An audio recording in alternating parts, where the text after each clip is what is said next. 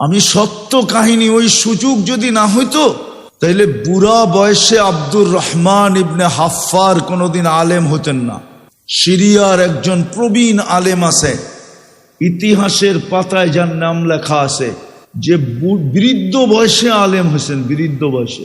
কিন্তু বংশগতভাবে পেশা ছিল কবর খোদাই করা। কি? কবর খোদাই করা। খুনে বৃদ্ধ বয়সে মাদ্রাসায় গেছে দামেস্কের। জিজ্ঞাসা করছে, এই বয়সে তুমি কি পড়বা? বলছে, আমি যে যা দেখা আসছি পড়বই পড়বো। বলছে, কি দেখা আসছো? বলছে, আমি কবর খোদাই করতে যে 2টা কবরের দৃশ্য নিজের চোখে দেখা আসছি, এই জন্য আমি ছুটা চলে আসছি, আমি আলেম হব। আমি পুরাটা বলতেছি না, সময়ও কম। কাহিনী শোনার পরে মাদ্রাসাওয়ালারা বাধ্য হয়েছে তাকে ভর্তি নিতে। সে বুড়া বয়সে আলেম হয়েছে এবং যুগ শ্রেষ্ঠ আলেম। ইতিহাসের পাতায় যদি না থাকতো তাহলে আমি এটা খুঁজা বাহির করার সুযোগ ছিল না। আমি নাম সহ বলতেছি, ওনার নাম ছিল আব্দুর রহমান হাফফার। আরবিতে হাফফার বলে কবর খোদককে। উনি কবর খোদাই করতেন। একজন ছিল আলেমের কবর, আর একজন ছিল আলেমের সহযোগীর কবর, যে আলেমকে সহযোগিতা করছে। 2 জনের কবরের দৃশ্য দেখছে। হ্যাঁ, এই সুযোগ আল্লাহ এই উম্মতকে দিছেন। একটা হাদিস বলি, বুঝে আসবে কিনা জানি না। কোন উম্মতকে আল্লাহ এই সুযোগ দেন না। আল দাল্লু আলাল খাইরি কাফাইলিহি, আদ-দাল্লু আলাল খাইরি। কোন উম্মতকে দিছেন কিনা আমি জানি না। উলামা গাজীপুরে জানলেও জানতে পারে, কিন্তু আমার বিশ্বাস মনে হয় না কেউ জানবে। কেউ টোকায়া প্রমাণ দিতে পারবে। কিন্তু এই উম্মত তো ভালোর দিকে রাস্তা দেখাইলে যে ভালো কাজ করলো তার রাস্তা দেখানোর কারণে সম পরিমাণ সওয়াব সে পাবে। এই জন্যই তো হাদিসে পাওয়া যায়, একজনকে কিয়ামতের দিন আমলনামা দিবে। ও আমলনামা পয়রা বলবে, আল্লাহ এটা আমার না, ভুলে চলে আসছে। আল্লাহ বলে, ভুলে চলে আসছে মানে আমিও কি ভুল করি নাকি? ভুলে চলে আসছে, এটার ভিতরে যা সওয়াব লেখা আছে এগুলো একটাও আমি করি নাই। তা আল্লাহ বলবে, মানি? এটার ভিতরে হজের সওয়াব লেখা আছে। আমি বাইতুল্লাহর ছবি দেখছি, কোনোদিন বাইতুল্লাহ যায়া দেখি নাই। কি? কিন্তু কি দেখছি? আমরা ছবি দেখি না বাইতুল্লাহ। হ্যাঁ, বলবে এটার ভিতরে কোটি কোটি টাকার জাকাত আছে। আমি জীবন পর জাকাত নিয়া খাইছি, কোনোদিন দেওয়ার সুযোগ হয় না। এরকম অনেকগুলো সে দেখাবে, অনেকগুলো সে দেখায় ফেরত দিবে, এটা আমার না। তা আল্লাহ ওরে বুঝাবে যে এটা তোমার। কিভাবে? ওই যে বললাম না, তুমি রাস্তা দেখাইছিলে যার কারণে তোমার হয়েছে, ওই সওয়াবগুলো তোমার আমলনামায় আসছে। তারপরও আর বিশ্বাস হবে না। যখন আল্লাহ ধমক দিবে তখন বলবে, ইযানিয়া রব্বি লি, তাইলে আল্লাহ আমার হইতে পারে। আপনি যখন এরকম ভাবে বুঝায়া বলতেছেন, কিন্তু ওর বিশ্বাস হবে না। ওর বলবে তাইলে, তবে। গ্রামারের ভিতরে একটা প্যাচ আছে, এখানে একটু সন্দেহ আছে, ঠিক না? তবে আমার হইতে পারে। আপনি বলতেছেন বিদায় আমার হইতে পারে, কিন্তু আমার মন বলে না এটা আমার। আরে বুঝাইতে পারলাম আপনাদেরকে? বুঝাইতে পারলাম? এই উম্মতের জন্য সুযোগ দিছেন। আমি শেষ জায়গায় চলে আসছি। সুফিয়ানে সৌরি রহমতুল্লাহ আলাই, ওনাকে হুকুম হয়েছে একজনের জানাজা পড়ানোর জন্য। উনি কিন্তু আলী রাদিয়াল্লাহু তাআলা আনহুর ছাত্র ছিলেন। স্বপ্নে যুগে ওনাকে দেখানো হয়েছে অমুকের জানাজা পড়ায় আসো। তো উনি ভাবতে ভাবতে যাইতেছিলেন এই লোকটা কি আমল করত যে আমাকে জানাজা পড়াইতে বলা হলো। তো বাড়ির এলাকায় যে জিজ্ঞাসা করছে, সবাই বলছে সাধারণ মানুষ, তেমন কোনো আমল টামল নাই। সবাই যা করতো এও তা করতো। বাড়িতে যায় জিজ্ঞাসা করছে কি আমল করতো, তো বাড়িওয়ালারও বলছে সাধারণ ছিল, সবাই যা করতো সেও তা করতো। তো তার স্ত্রীকে পর্দার মাধ্যমে জিজ্ঞাসা করছে কি আমল করতো, বলছো ছিল তো সাধারণ, কিন্তু কোরআন পড়তে জানতো না। ডেলি কোরআন নিত আর পৃষ্ঠা উল্টাইতে থাকতো, আর মাঝে মাঝে কখনো চুমা দিত, কখনো বুকে নিত, কখনো মাথায় রাখতো, আর বলতো হাদা কালাম রব্বি, এটা আমার রবের কালাম। তো সুফিয়ানে সৌরি রহমতুল্লাহ আলাইহি ফতোয়া দিছেন, এই কালামই তাকে এত উচ্চ শিখরে নিয়ে গেছে। এটাও সুযোগ, এই উম্মতকে হাজারো সুযোগ দিছেন শুধু বন্ধুত্বের কারণে, কিন্তু কেউ তো করতে রাজি না। আর এই সুযোগ দেওয়ার উদ্দেশ্য এটাই, সুরক্ষা দেওয়ার উদ্দেশ্য এটাই, সেবা দেওয়ার উদ্দেশ্য এটাই। যেমনই পজিশন হোক না কেন, দুনিয়ার অবস্থান যেমনই হোক না কেন, যেখানেই বসবাস হোক না কেন, সে যেন জীবনটা গইরা আল্লাহর কাছে যায়। আসেন সুযোগগুলা কাজে লাগাই, আসেন সুযোগগুলা কাজে লাগাই, নাইলে বড় আফসোস করতে হবে, জীবনটা গড়বে না, জীবনটা গড়বে না। বাংলাদেশের সমাজে কয়জন পাইছে সোনার চামচ বলেন? পুরা 20 কোটি মানুষের ভিতরে আমরা কয়জন সোনার চামচ পাইছি? বলেন না। না বাংলাদেশের 20 কোটি মানুষই মার্সিডিজ চালায়, বড় বড় বাংলোতে থাকে। মন যা চায় তাই কি কিনতে পারে? মন যা চায় তাই কি খাইতে পারে? মন যা চায় তাই কি কইরা উড়াল দিতে পারে? কয়জন সোনার চামচ মুখে দিয়ে আসছে? 3 বেলা ডাল রুটি যোগাইতে যায় এত মাথার গাম পায়ে ফেলতে হয়, ঠিক না? 9-6 কথা বাদই দিলাম, ঠিক না? 9-6 কথা বাদই দিলাম। 9-6 বোঝেন? এটাও মনে হয় বোঝেন না। 9-6 মনে হয় বোঝেন না, ঠিক না? 9-6 কথা বাদই দিলাম। মাথার গাম পায়ে তো ফেলতে হয় শুধু 3 বেলা ডাল রুটি জোগানের জন্য। দুনিয়াও পাইলেন না, সুযোগটাও কাজে লাগাইলেন না, জীবনটাও গড়া হইল না। কালকে এই চেহারাটা আল্লাহকে কি করে দেখাবেন? কালকেই তো জান্নাত একদিকে রাখবে, দুনিয়া একদিকে রাখবে। আল্লাহ তো বলবে তোর জন্য তো জান্নাতটা তৈরি করছিলাম, নাইলে মুসলমানের ঘরে তোকে পাঠাইলাম কেন? বন্ধুর উম্মত বানায়া আমার বন্ধু ঘোষণা দিলাম কেন? তুই এই দুনিয়া নিয়ে কি করে রাজি হলি? আর রাযীতুম বিল হায়াতিদ দুনিয়া, তুই দুনিয়া নিয়ে খুশি হলি কি করে? জান্নাত তো তোর জন্য ছিল। দুইটা তো সামনে রেখা, তারপরে মধ্যখানে আমাকে রেখা বলবে, আপনাকে রেখা বলবে, তুই এটা নিয়ে রাজি হলি কি করে? দুনিয়ার ছোট জীবন নিয়ে রাজি হলি কি করে? দেখি তো মাঝে মাঝে আমরা মাঝে মাঝে বলতে পারি না, লাউড স্পিকারে বলতে পারি না, বলতে পারি না। বিশ্বাস করেন, বলবো অনলাইনে চলে যাবে কথাটা, বলে ফেলবো। আল্লাহর রসুল বলে গেছিল মিসকিনুন ফাখুর, দুনিয়ার কিচ্ছু পায় নাই তারপরও অহংকারী হয়ে বসে আছে। যারা সুযোগগুলা কাজে না লাগাইছে, দুনিয়া পায় নাই, সুযোগগুলো কাজে লাগায় নাই, আল্লাহর রসুল ওদেরকে অহংকারী গরিব বলছে। অহংকারী। চালায় ভ্যান, চালায় অটো, চালায় রিক্সা, করে শ্রম দেয়, শ্রম। সুযোগটা একটু কাজে লাগাইলি কিন্তু জান্নাত হয়ে যেত, কিন্তু তারপরও অহংকার নিয়ে চলে। এটার নামই অহংকার। সে সুযোগগুলা কাজে লাগায় না, মানি সে অহংকারী। আল্লাহ রসুল বলছে মিসকিনুন ফাকুর। আমার সমাজের এই লোকগুলা দেখলে মাঝে মাঝে চোখে কান্না আসে, কান্না, পানি ঝরতে থাকে। গাড়িতে বসে বসে ভাবতে থাকি যে আল্লাহর রসুল তো বইলা গেল, কিন্তু আমরা তো লাউড স্পিকারে বলতে পারি না। এরা তো আমাদের বিরুদ্ধে চলে যাবে, এরা তো বুঝবে না, জিনিসটা মাথায় নিবে না। আল্লাহ রসুল তো বলছে অহংকারী এরা।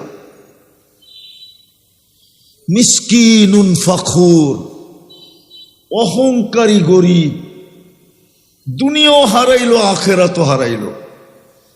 অথচ সুযোগটা কাজে লাগাইলি কি কি কি বেশি তো ছিল না, তাও দেখাইতেছি কতটুক ছিল।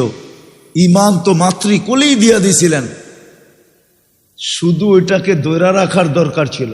কি কি দুটা ইমানের ভিতরে দুটা কাজ করা দরকার ছিল, একটা ধৈরা রাখার দরকার ছিল, আরেকটা এটাকে পিওর রাখার দরকার ছিল। কি কি পিওর, ধুলাবালু রেল না লাগে। সল্লু খমসাকুম, 5 ওয়াক্ত নামাজ পড়ার দরকার ছিল। সারা বৎসর যদি শ্রম দিতে যায় পড়তে নাও পারে, তাইলে এক রমজানে 70 মাসেরটা রিকভারি করতে পারে। ঠিক না? 70 মাসেরটা। আরেকটা বলবো, হুজুররা আবার আমার বিরুদ্ধে চলে যাবে। বলবো 100% শ্রমিক পেশার মানুষ যদি নারী 100% রমজানে 6 দিন নামাজ পড়তো, 6 দিন, পুরা বৎসরের নামাজ ফরজ কমপ্লিট হয়েও আরো 55 নামাজ বেশি হইতো, 55 ওয়াক্ত বেশি হইতো। 6 কত কত কত 42 দিনের নামাজ কমপ্লিট। বৎসর হয় কয়দিন? 365 দিন। 420-এর থেকে 365 বাদ দেন, কত থাকে? কতদিন? 55 দিনের নামাজ বেশি থাকতো।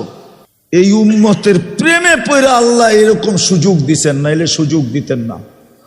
ওলামা আমার বিরুদ্ধে চলে যেতে পারে, বিরুদ্ধে লিখতে পারে, অনেকে লেখে আমার বিরুদ্ধে, লিখতে পারে। এই উম্মতের ভালোবাসায় পড়ে আল্লাহ এই সুযোগ দিছে যে এই শ্রম পেশার মানুষগুলা যদি, গরিব মানুষগুলা যদি, যারা সারা দিন শ্রম দিতে হয় সুযোগ পায় না, ওরা যদি রমজানে 6 দিনও কমপ্লিট 100% নামাজ পড়তো, 420 দিনের নামাজ লেখা হতো। হাদিস যদি ভুল না হয়ে থাকে, আর হাদিস যদি ভুল হয় তাহলে ভিন্ন কথা। ফরজ 70 গুণ বাড়ায়া দিল কেন? যেন পুরো বৎসরের নামাজ কমপ্লিট হয়ে যায় 6 দিনে, আরো বেশি থেকে যায়। আমি 5 দিনই বলতাম, কিন্তু 5-7 35 দিন হইতো, 350 দিন হইতো, 365 দিন হইতো না। এই জন্য 6 দিন বললাম। কি বুঝাইতে পারলাম? সুযোগগুলা কাজে লাগাবেন। চলেন আজকে আল্লাহর কাছে মনের থেকে তওবা করি। করবেন? কে কে করবেন দেখি? তাহলে বলেন, আল্লাহ অতীত থেকে তওবা করলাম। নামান সুযোগগুলাকে ওলামাদের কাছ থেকে শিখা কাজে লাগান। এই উম্মত 1 নেকি দিয়া জান্নাতে যাবে, 1 টাকা দিয়েও জান্নাতে যাবে। যদি সঠিক জায়গায় টাকাটা লাগাইতে পারে, তাহলে 1 টাকা দিয়া জান্নাতে যাবে, 1 নেকি দিয়েও জান্নাতে যাবে। হায় হায় হায়। আরেকটা হাদিস আছে, এই উম্মতের জন্য আল্লাহর বড় ভালোবাসা, বড় স্নেহ, বড় মায়া, বড় মমতা। আল্লাহ আমাদেরকে বুঝার তৌফিক দান করেন। এই জন্য মেরে দোস্ত, সুযোগগুলা শিখি, কাজে লাগাই। আমাদের সন্তানও আমাদের জন্য বড় সুযোগ। আমাকে আল্লাহ 1 টাকা দিছেন, এটাও বড় সুযোগ। আমি আইসা মাদ্রাসাটার খবর নিতেছিলাম, বড় জীর্ণ শীর্ণ দেখতেছি, যদিও ভাড়ায় চলতেছে।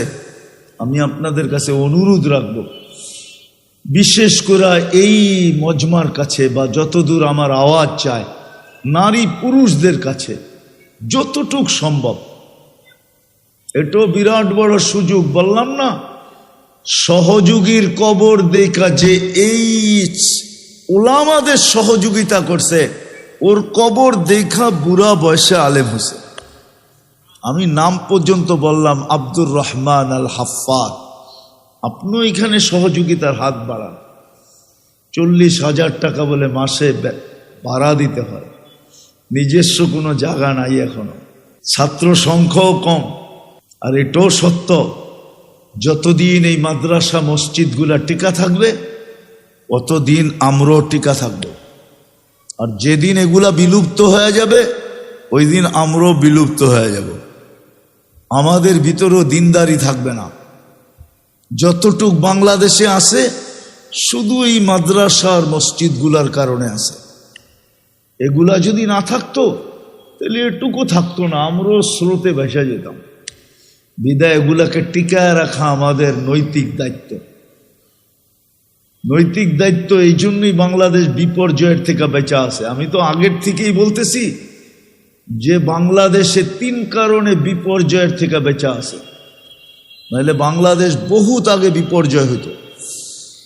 ভূমিকম্পের দিক দিয়া হইতো, প্রাকৃতিক দিক দিয়া হইতো, শতভাবে বিপর্যয় হইতো, কিন্তু আজ পর্যন্ত হয় নাই।